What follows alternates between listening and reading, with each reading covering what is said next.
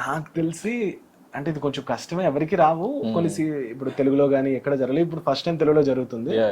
ఒక్కసారి వెళ్ళిన big boss లోకి మళ్ళీ ఎవరు రావాలనుకోరు. అదే ఎందుకంటే మెంటల్ స్ట్రెస్ కి, గొడవలకి, వాట్ ఎవర్ మళ్ళీ ఒక ఆఫర్ వచ్చింది, మళ్ళీ ఆప్షన్ వాళ్ళు పిలిచారన్నప్పుడు మళ్ళీ ఎలా వెళ్ళాలనిపిస్తుంది మీకు? సో అంటే అట్లేం లేదు, అంటే కొంచెమందికి వెళ్దామని ఉంటుంది, కొంచెమందికి లేదు మనం ఇంత స్ట్రెస్ తీసుకోలేము అని చెప్పేసి అనిపించవచ్చు. కానీ నాకేంటంటే like it's a very huge platform to showcase what we are అన్నది.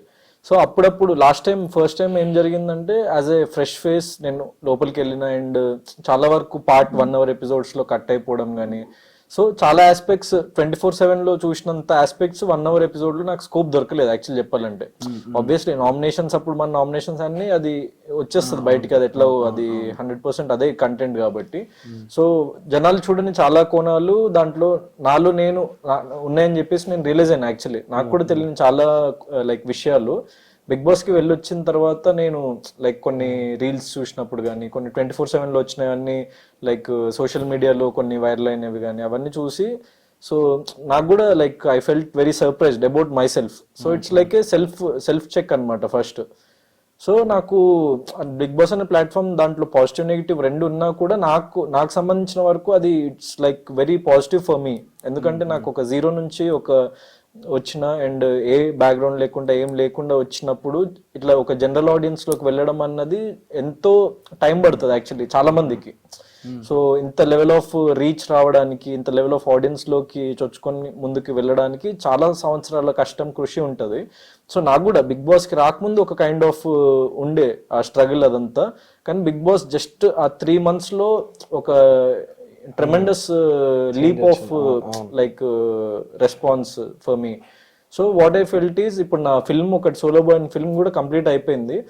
సో సడన్ గా వాళ్ళు లైక్ సెకండ్ వీక్ నాకు ప్లాన్ లేకుండా, యాక్చువల్లీ వాళ్ళకు కూడా నాకు తెలిసి ప్లాన్ ఉండదు ఫస్ట్ లో. సో సెకండ్ వీక్ జరుగుతున్న టైం సంథింగ్ ఆ టైంలో నాకు కాల్ వచ్చింది అనమాట. సో ఇట్లా సీజన్ 8 లోకి వైల్డ్ కార్డ్ ఎంటర్ రావడానికి ఇంట్రెస్ట్ ఉందా అని. సో బిగ్ బాస్ స్టార్ట్ అయిన తర్వాత బిగ్ బాస్ స్టార్ట్ అయిన ముందు లేదు, అసలు ప్లాన్ లేదు, నాకు కూడా తెలియదు అనమాట. సో వాళ్ళకు కూడా ప్లాన్ లేకుండే నాకు తెలిసి. సో ఎందుకంటే ఉండుంటే ముందే వాళ్ళు అడిగి బ్లాక్ చేసుకునే వాళ్ళు కదా. సో సెకండ్ వీక్ తర్వాత నాకు సడన్ గా అడిగేసరికి నాకు కూడా ఫస్ట్ ఉండే కొన్ని డౌట్స్, వెళ్దామా వద్దా, ఏంటి పరిస్థితి ఏంటి అని. కానీ సో కొంచెం ఫియర్ కూడా ఉండే అనమాట. అంటే ఒక లెవెల్ ఆఫ్ మెంటల్ స్ట్రెస్ అన్నది మాత్రం చాలా ఉంటుంది. ఎందుకంటే ఇప్పుడు కామెంట్ చేసే వాళ్ళు ఉంటారు, ఈ పర్సనాలిటీ ఇట్లా, ఈ నెగిటివ్ ఇట్లా, అది మనల్ని ఎత్తి చూపించే చాలా మంది ఆడియన్స్ ఉంటారు. కానీ వాళ్ళు రియలైజ్ కాదు ఏంటంటే వాళ్ళకి కెమెరాస్ పెట్టి వాళ్ళని వాళ్ళు అబ్జర్వ్ చేసుకుంటే వాడు లాస్ట్ 24 hours లో ఏం చేసిండో అన్నది మేము లోపల చేసేదానికంటే ఒక 1000 times చాలా వర్స్ట్ గా ఉంటుంది ప్రతి పర్సన్ లో. సో బయట లైఫ్ లో సో అక్కడ అన్ని రోజులు ఉండి వస్తున్నామంటే అంటే ఒక లెవెల్ ఆఫ్ సెల్ఫ్ కంట్రోల్ అనేది మన యాజ్ ఎ హ్యూమన్ బీయింగ్ మనలో బిల్డ్ అవుతుంది. అది చాలా మంది మిస్ అవుతారు. కనిపించిందా మీకు ఇంట్లో నుంచి బయటకు వచ్చిన తర్వాత?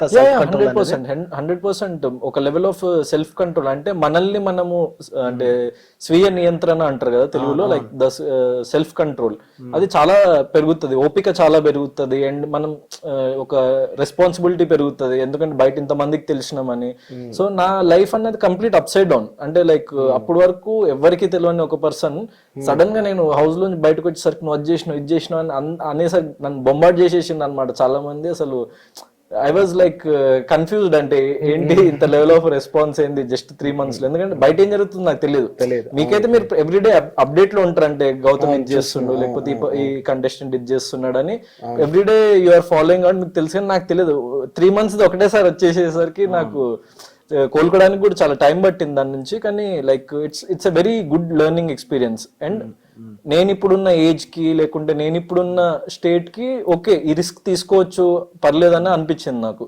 So might be 2 years 3 years down the lane I might not take this much risk in life. So ఇంత రిస్క్ తీసుకోవాలి అంటే పర్లేదు, ఇది కరెక్ట్ టైం అని చెప్పేసి నాకు అనిపించింది.